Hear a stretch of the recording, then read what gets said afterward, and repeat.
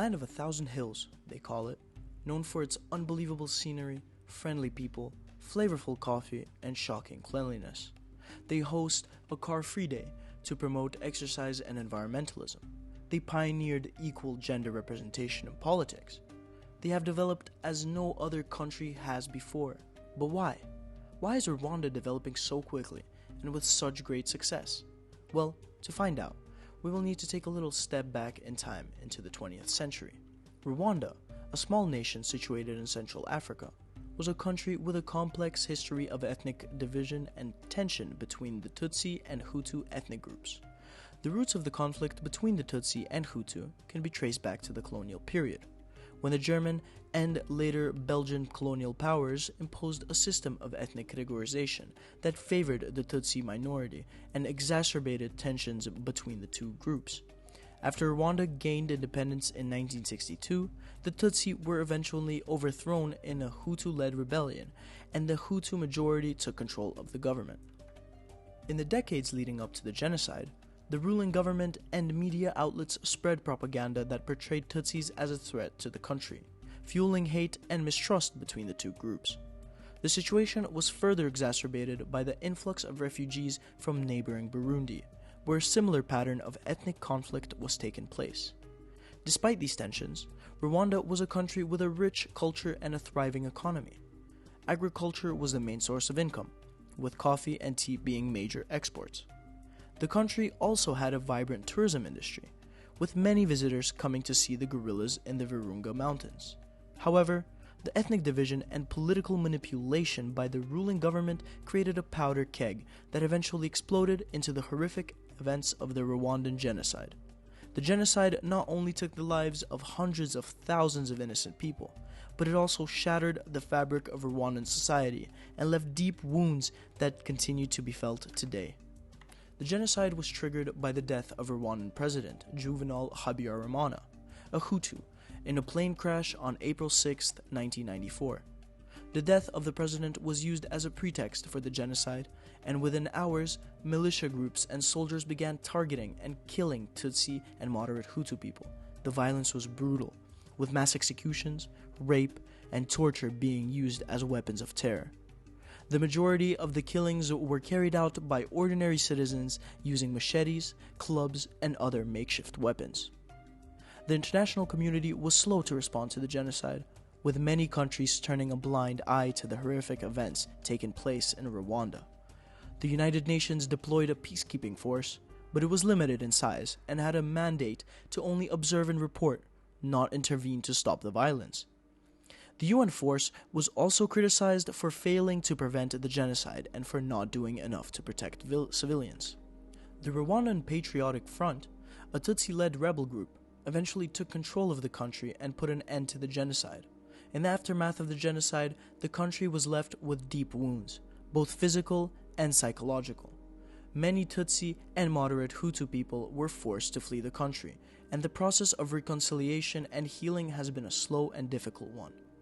Today, Rwanda is a country in transition, making significant progress towards stability and development. The government has implemented a number of programs aimed at promoting reconciliation and healing, including the Gacaca courts, which were a traditional form of community justice used to prosecute those responsible for the genocide. The country has also made significant strides in terms of economic development and poverty reduction, and is widely regarded as a model for other African countries to follow. However, the scars of the genocide remain, and the country continues to work towards healing and creating a more just and equitable society for all its citizens. The Rwandan genocide serves as a reminder of the devastating consequences of ethnic division and hate, and is a stark reminder of the need for continued vigilance against the forces of intolerance and hatred. The Rwandan genocide, which claimed the lives of more than 800,000 Rwandans, was a tragedy of unspeakable proportions. However, in the years since, Rwanda has made remarkable progress in healing and rebuilding. One of the key areas of progress has been in government reforms. The Rwandan government has implemented a number of reforms aimed at ensuring a more inclusive and transparent governance structure. These reforms have profound impact on the nation's political stability and economic growth, and they serve as a model for other nations facing similar challenges. Legitimacy plays a crucial role in post-genocide Rwanda, as it helps to establish the authority and credibility of the government in the eyes of the people. The government's legitimacy is critical in promoting stability, foster reconciliation, and a better future for all Rwandans. In the aftermath of the genocide, the government faced significant challenges in establishing its legitimacy. This was due to the widespread mistrust and fear that existed among the population, as well as the high levels of poverty and political instability. To address these challenges, the government has taken several steps to increase its legitimacy. Moving on, one of the most significant reforms has been the decentralization of the government. This has given more power to local communities and allowed for more effective decision making. The government has established a system of local councils that are responsible for making decisions on behalf of the communities they serve. This has helped to address some of the inequalities that existed in the country prior to the genocide and has made governments more accountable to the people. Another important reform has been the implementation of a new constitution that provides fundamental freedoms. The new constitution includes provisions for freedom of speech, freedom of press, and freedom of assembly, as well as the protection of minority rights and the rights of women. And as Martin Luther King once said, injustice anywhere is a threat to justice everywhere. This portrays the situation to a very large extent. This has helped to create a more democratic and inclusive society where all citizens have equal access to justice and the right to participate in political process. In addition, the Rwandan government has taken steps to address corruption and improve transparency in the public sector. This has been done through the implementation of new anti-corruption laws and the creation of institutions like the Office of Ombudsman and the Rwandan government's board. These institutions are responsible for monitoring and investigating corruption in the public sector and have helped to restore public trust in the government. Moreover, the Rwandan government has created a favorable business environment by implementing policies that encourage foreign investment and support the growth of small and medium-sized enterprises. These policies have helped to create jobs, boost economic growth, and reduce poverty in the country. In conclusion, the government reforms in Rwanda after the genocide have had a profound impact on the nation. They have helped to restore the stability, promote economic growth, and create... Now that we have seen the consequences of the Rwandan genocide and how such affected the governance of the country, let's look at what are the main reasons why Rwanda has been so successful in their development across the last few decades. The three main reasons for this rapid development are good governance, an increase in the workforce, and efficiency. Let's look at these three factors one by one. As previously stated, a radical change in the government within Rwanda has led to massive change in the country.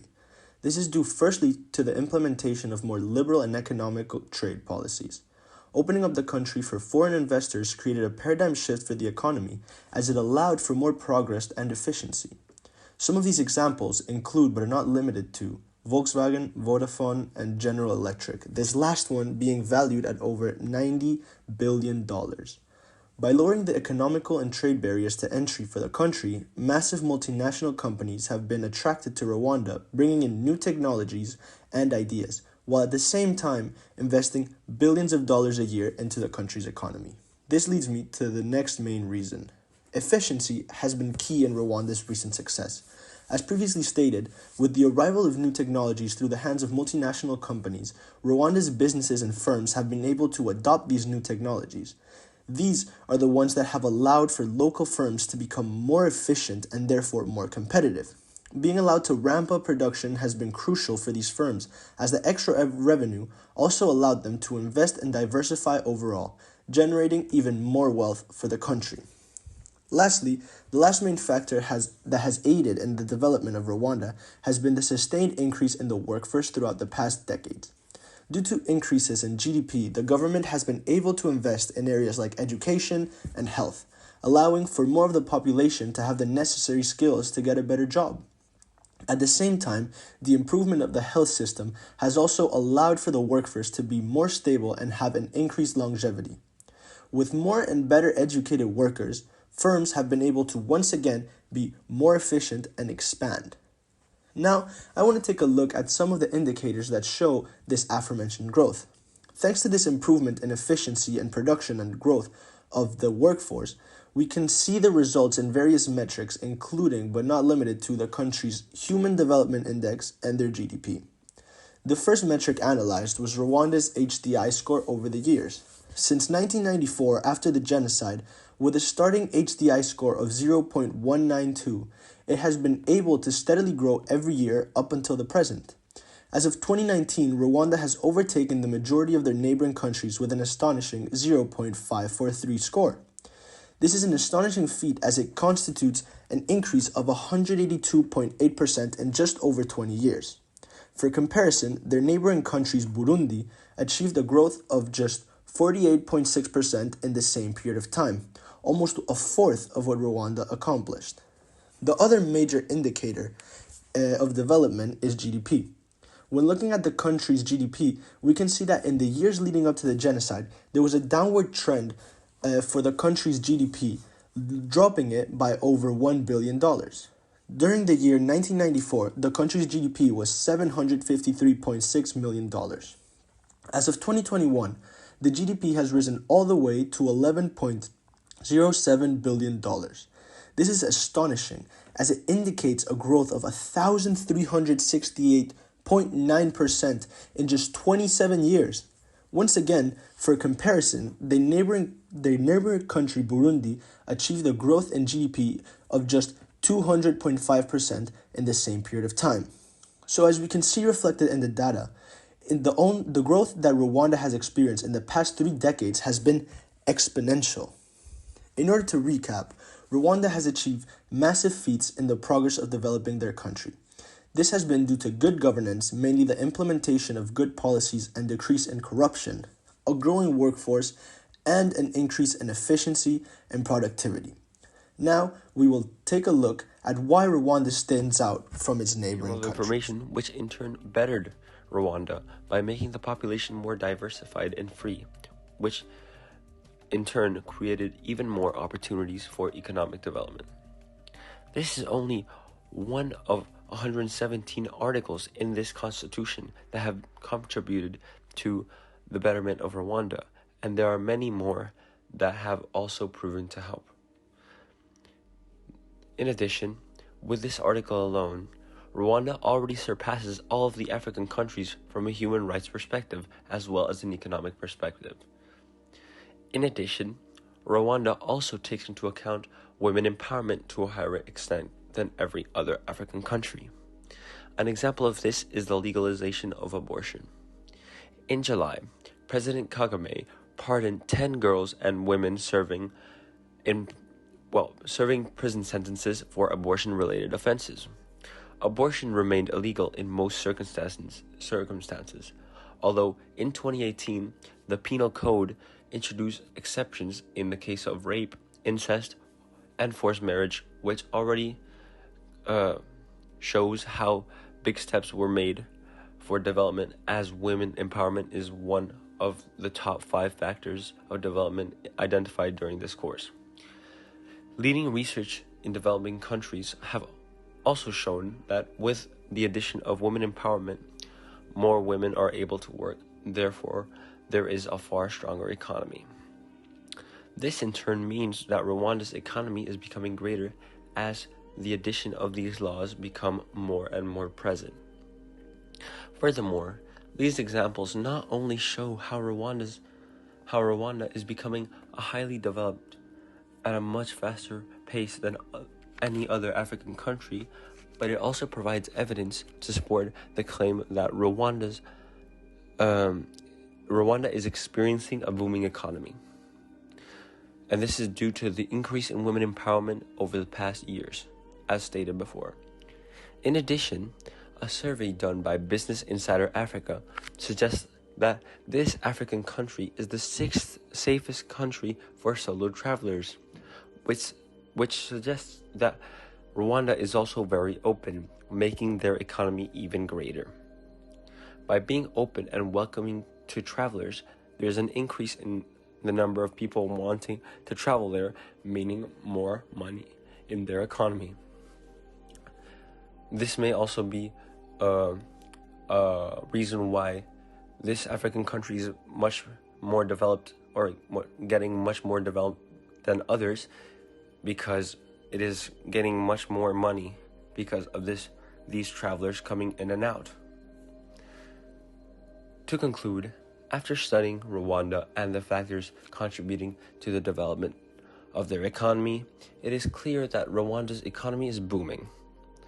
This is because of factors spoken about, such as Kagame's rise to power, the increase of GDP due to growing workforce and firms, and due to the addition of laws and articles increasing human rights, therefore also increasing the opportunities of the people to get more money, and also increasing the opportunities of the government and the country to get money.